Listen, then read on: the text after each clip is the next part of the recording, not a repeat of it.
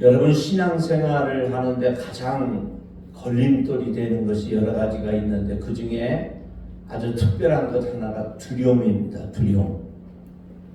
이 두려움은 성도들로 하여금 성경 속에 나오는 여러 가지 기적과 표적을 체험하지도 못하게 하는, 시작도 못하게 하는 그러한 힘을 갖고 있습니다.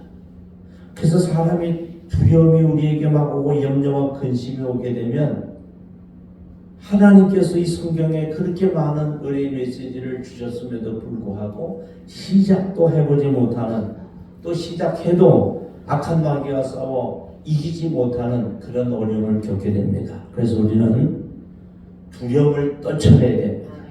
우리 심령 속에 주는 이 악한 원수 마귀의 그런 무기로 쓰는 두려움을 떨쳐보낼 때 비로소 우리는 승리의 삶을, 승리의 신앙생활을 할 수 있게 되는 것입니다. 오늘 본문에 이 두려워하지 말고 믿기만 하라는 주님의 음성을 듣는 이 회당장 야이로의 이야기가 오늘 본문에 기록되어 있습니다.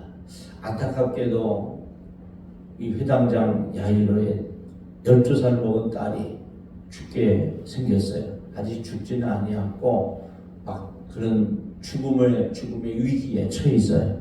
이때에 회당장 야이로가 예수님 앞에 그냥 나가서 자기의 그 어려운 이야기를, 자기의 위급한 상황을 간곡히 구하게 됩니다.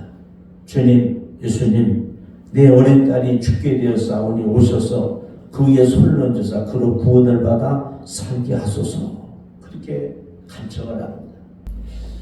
여러분, 그래서 이 자녀들 문제뿐만 아니라 우리에게 삶의 인생의 문제가 많이 생기죠. 건강의 문제도 생기고 물질의 문제도 생기고 또 가정에, 교회에, 저 같은 목회하는 데에, 또 우리 나라와 민족에게도, 한국교회에도 여러 가지 문제점이 생깁니다. 그런데 그리스도인들의 바른 생활은 어려운 일이 있을 때, 문제점이 있을 때 주님 앞에 나오는 것이 중요합니다.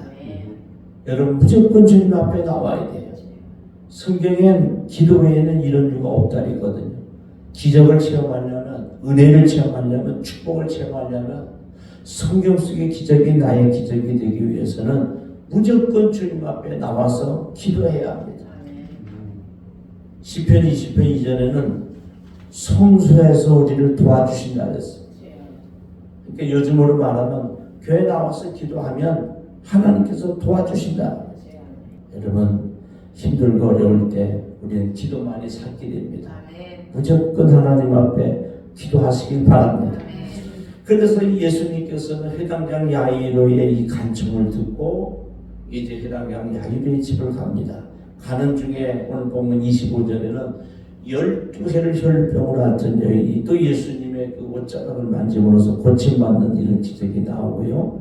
이제 예수님께서 그 12해를 혈병으로 앓던 여인에게 예수께서 이르시되 딸아, 네 믿음이 너를 구원하였으니 평안히 가라. 네 병에서 놓여 건강할지어다. 아멘. 그렇게 권면을 합니다. 네 믿음이 너를 구원하였다. 여러분, 우리가 기도해서 응답받는 건 어떻게 기도해서 응답받느냐? 믿음을 갖고 기도하는 거예요. 그 믿음이 우리를 구원했다는 거죠. 구원했다는 건 건진다는 거거든요. 그래서 여러분, 기도할 때 내가 기도하면 하나님께서 응답해 주신다는 믿음을 갖고 기도해야 합니다. 이제 예수님께서 회당장 야이로의 집에 이렇게 왔는데 그 집에서 가족들이, 일가 친척들이, 형제들이 이 회당장 야이로에게 아주 안 좋은 소식을 전하는 거예요. 당신의 딸이 죽었나이다. 어찌하여 선생을 더 괴롭게 하나이까? 이렇게 얘기했습니다.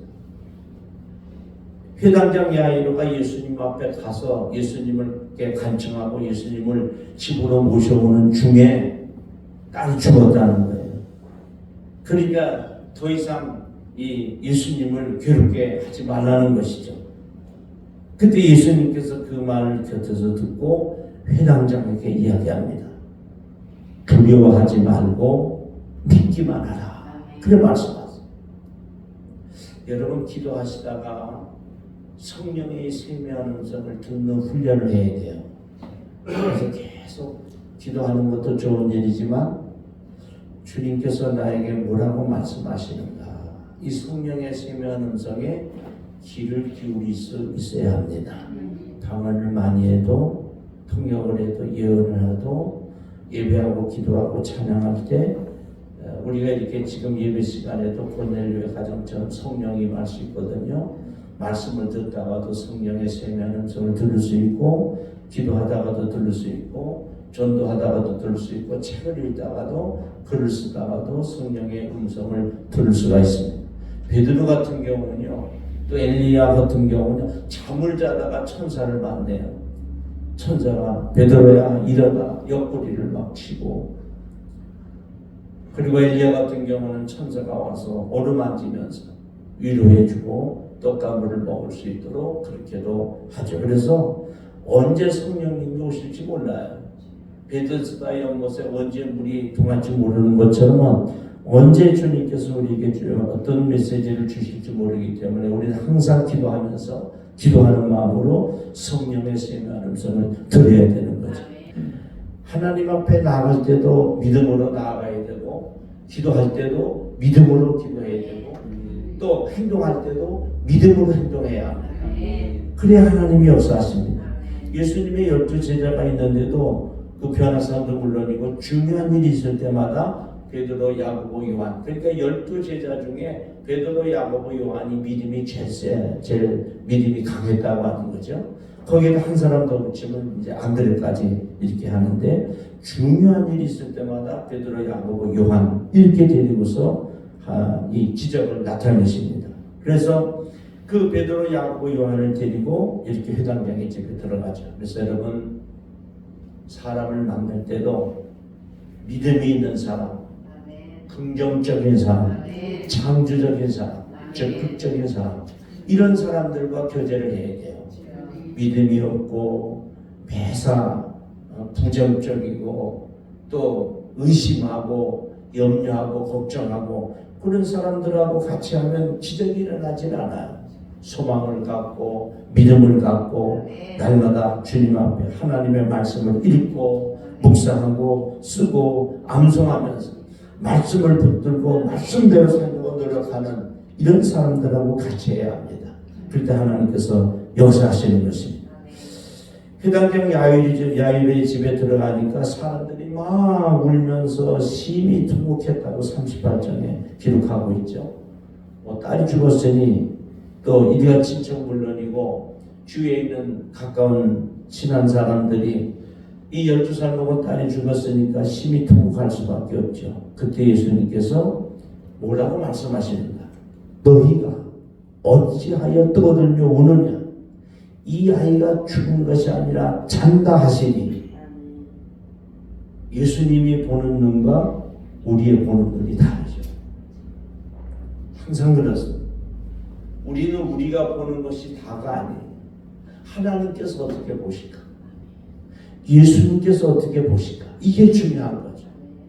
우리는 우리가 보고 우리가 생각하는 대로 믿어버리는 거예요. 여러분 그러지 마시고 성경엔 뭐라고 기록되어 있고 예수님은 뭐라고 말씀하시는가? 이것을 우리가 성경을 통해서 배워야 되는 것이죠. 아이가 12살 먹은 회당장 야이로의 딸이 죽었는데 예수님은 죽었다고 안 그리고 아이가 죽은 것이 아니라 잔다 그래요. 그러니까 하나님이 보시기에는 죽은 것이 아니라 지금 자는 거예요. 예수님이 그런 말씀하시는 거예요. 홍해 바다가 어떻게 갈라질 수 있겠어요? 근데 하나님은 하실 수가 있다는 거예요. 광야에서 먹을 것이 없는데도 만나가 떨어지게 하시고 마실 물이 없는데도 우리 하나님은 반석에서 물을 터주시는 거예요. 그게 아무것도 아니에요. 가난하게 하고 부하게 하는 것도 하나님이 하시는 거예요. 그러니까 우리는 부자 되기가 우리 힘으로는 어렵지만 하나님이 일으키시면 아무것도 아니다. 무리한테 힘든 거지 하나님이 보시기에는 아무것도 아니에요. 죽이기도 하시고 살리기도 하시고. 그래서 예수님께서 아이가 죽은 것이 아니라 잔다 그래 말씀하시니까요. 40절에 그들이 비웃더라 그랬어요. 유대인의 아주 나쁜 습성이에요. 유대인들은요 남을 막 참소하는 거 좋아하고 조롱하는 것 좋아하고 조소하는 것 좋아하고 참소하고 이렇게 비웃는 걸 좋아해요. 예수님 십자가에 돌아가실 때도 뭐 엘리엘이 라마 사막다니니까 야 엘리야를 불러서 구원하는 거 우리가 보자. 자기 다른 사람은 구원하고 자기는 못 구원하는구나. 정말 하나님의 아들인가 보자. 막 비웃고요. 머리를 흔들고 이 바리새인들의 유대인들의 몹쓸 이 성품이 교회 내에도 들어와 있다. 믿는 사람들이 참소하고 비웃고 거짓말하고 모함을 아주 그냥 비웃으면서 이게 교회 안에 들어와 있다는 이게 아주 예수님 보시기 합당치 않은 거죠.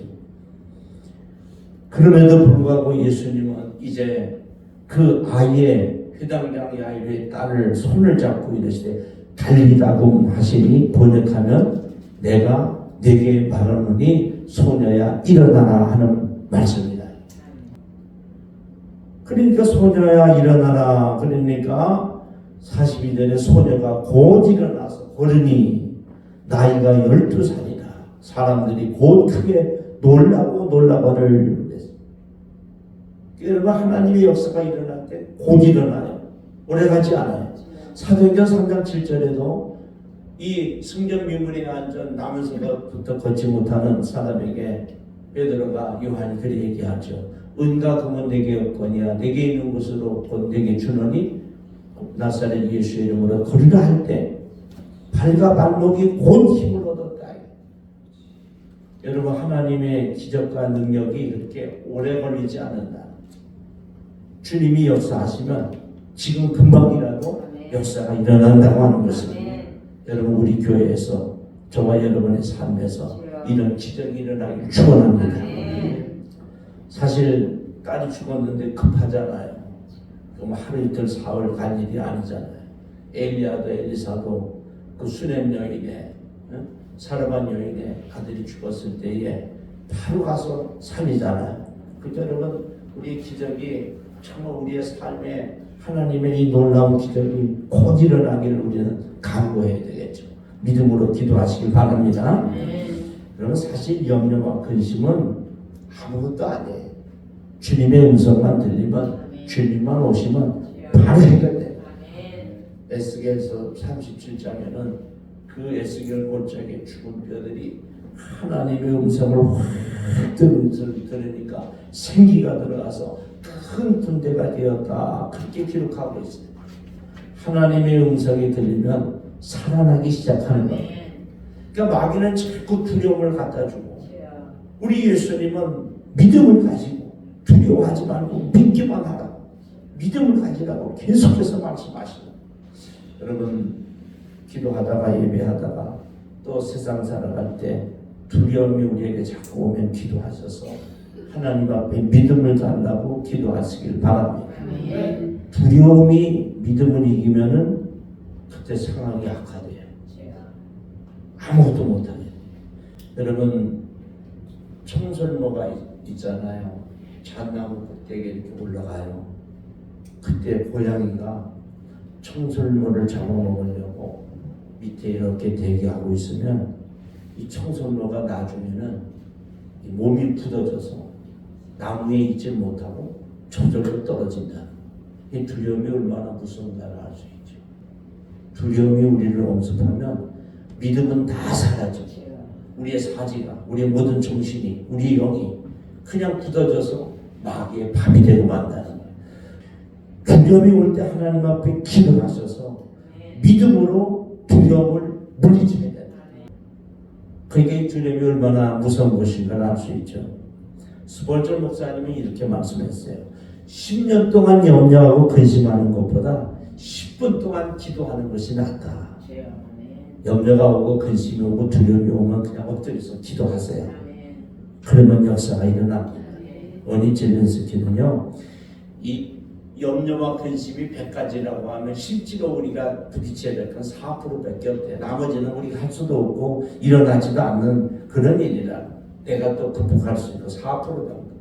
그 4%를 우리 그리스도인은 어떻게 이길까요? 기도함으로 이겨내는 것입니다. 그리고 보면 우리는 두려워할 것도 없고 걱정할 것도 없는 거죠.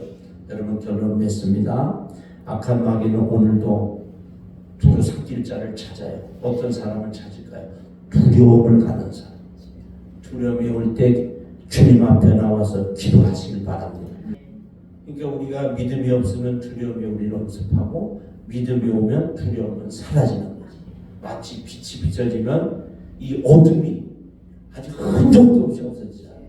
그런 것처럼 우리에게 주님을 믿는 강한 이 믿음이 생기면 이 두려움은 다 물러가게 되는 것입니다. 근데 그 믿음은 어떻게 생기는가? 주님께서 두려워하지 말고 믿기만 하라. 이 음성이 들린다는 거예요. 여러분 기도하면 하나님의 말씀이 생각나요. 그게 응답이에요. 그게 기적이에요. 그 성경을 읽으라는 거예요. 그래 말씀을 예배를 참석해서 말씀을 들으라는 거예요. 기도하다 보면 성경 말씀이 생각나고 기도하다 보면 목사님 설교하신 것이 생각나는 거예요. 그걸 붙잡는 거예요. 그러면 역사가 일어나고 기적이 일어나는 것입니다. 결론을 맺습니다. 우리는 회당장 야이로와 같이 다 성정이 같은 사람이에요. 회당장 야이로에게 기적을 베푸신 예수님이 저와 여러분을 통해서 기적을 베풀기를 원하고 계십니다. 우리 이 마가복음 5장에 두려워하지 말고 믿기만 하라고 하는 주님의 음성이 오늘 저와 여러분에게 들려지기를 축원합니다.